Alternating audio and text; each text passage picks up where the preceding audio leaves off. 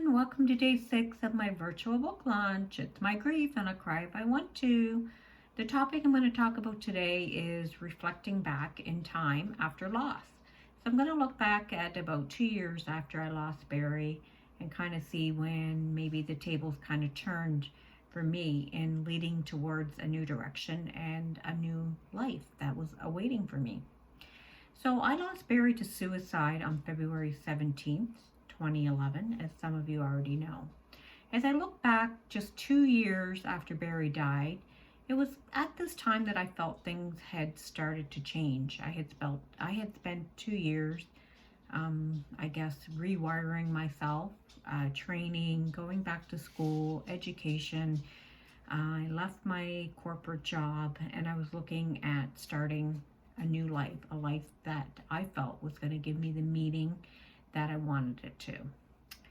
So I was starting to feel some more joy and peace and love, and it seemed like things were coming together, and I started to feel like I was starting to have some control over my life again. So at this point, I was also becoming a grief coach, being certified through the Grief Coach Academy in California through Aurora Winter. I also started volunteering at the victim services within the Halifax Regional Police in Halifax, Nova Scotia. And there I helped people with domestic abuse, sexual assault, and sudden death. And I felt this was my way of giving back to the community where I lived at the time Barry died was very supportive of me. And victim services was actually the group, or there was one particular lady that came in and helped me through that day of loss. So that was something I would never forget.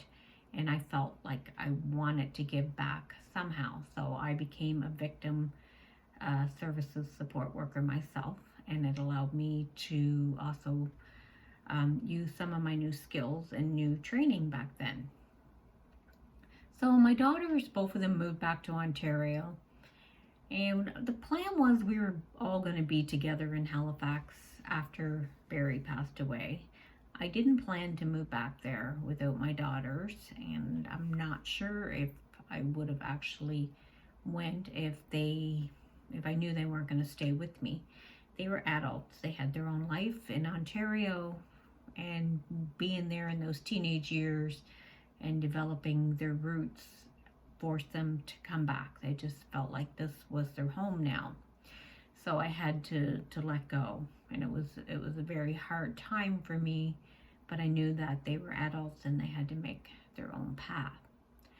So only 2 years after Barry died, one of my daughters ran into a mental health crisis, and thankfully it has been resolved since that time. But I really think that we were all kind of struggling still to put the pieces together. So it's an ongoing process, and it does take quite a bit of time. And in some ways, there are pieces that always stay with us.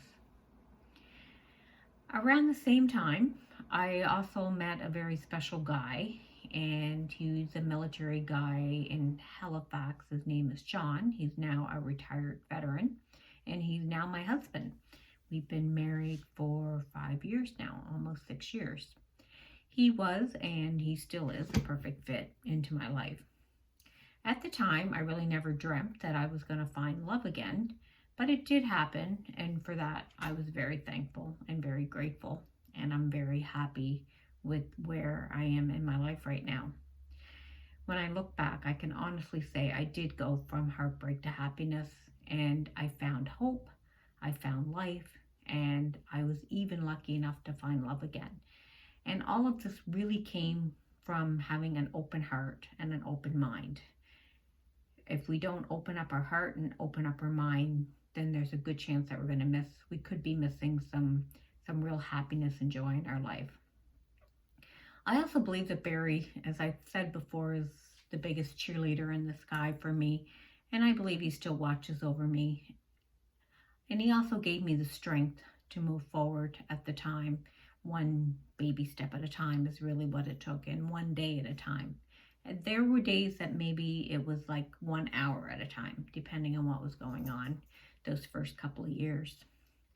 All I needed really was that one little seed that I could grow and water and take care of every day with hopes that it would blossom into a new life for me, and I believe that it has. I know I will never forget Barry, and he will always have a place in my heart. And I also know that being stuck and not moving forward was something that I didn't want to happen to me. I wanted life, and I wanted to continue on, and I felt I could do this while keeping Barry's memory alive and keeping him close to my heart always. So I had begun coaching around that 2-year mark because I was still in training. It was only within the first year that I decided that I wanted to get into grief coaching. So I made some pretty major changes pretty quickly, probably a little faster than most people. Thankfully, I don't have any regrets, and I'm thankful that I did make those changes. I was in a certification program for 14 months, and it really helped me regain my life, my own life, and gave me back a sense of control. And it is this that really has led me to my recovery, my joy, and my peace. It was a remarkable program. So not only was I being taught and trained and certified to become a grief coach, I was being coached as well along the way. So it was like two avenues. One, I was learning how to help other people, and two, I was actually receiving the coaching that I needed to recover and move forward. So that's something that I'll never forget. I didn't really know what I was signing up for, but it was a great experience for me, and something I feel like I cannot put a price on. So if you're feeling stuck in your grief and you are spinning your wheels and you feel like you're not going anywhere, then you really need to reach out and find the help that you need. Life is short, and so don't let it pass you by. You can always contact me. My first appointments are always free, and there's no obligation. And I want you to know there is hope, and I would really love the chance to help you see that there is hope and there is a purpose in your life as well. There are other options too, like you could continue watching these videos or other videos on YouTube.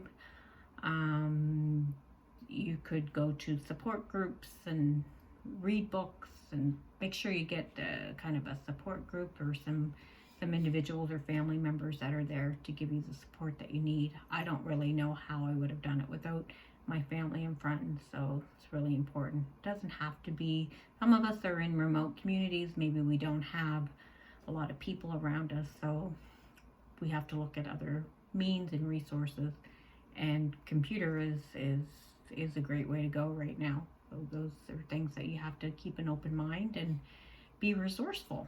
Find out what's out there for you. So I do run 2 Facebook groups. One is more for the general side of grief, and it's called Grief Relief Dash Linda Marshall. And another one is for suicide loss survivors, and that's called Grief Relief for Survivors of Suicide Loss. So feel free to Google or look that up on Facebook and join me. So I want you to know that there is hope. And it really breaks my heart when I know that someone is struggling and lost, and they're spinning the wheels and they don't know where to go, or they just can't seem to find any relief from the pain of the loss, and they need some help. And it's out there waiting for you. There is a life that's out there waiting for you, and it's up to you to decide that you want to find that life.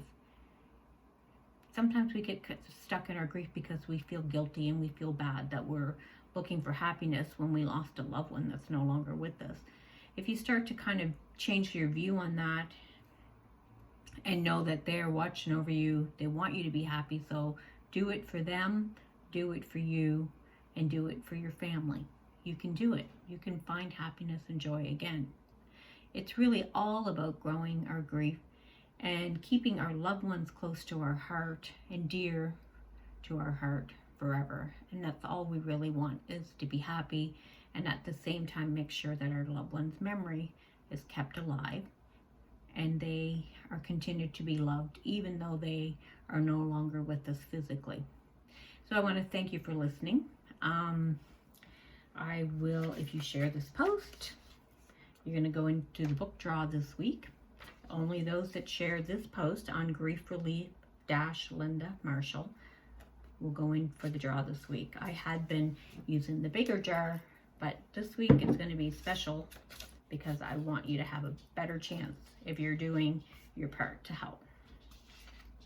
There's also the launch special $9.95 book that you can order, a signed book that I'm sending out personally on www.griefreliefcoaching.ca. Thanks for listening, and until next time, have a great day. Thanks. Bye now.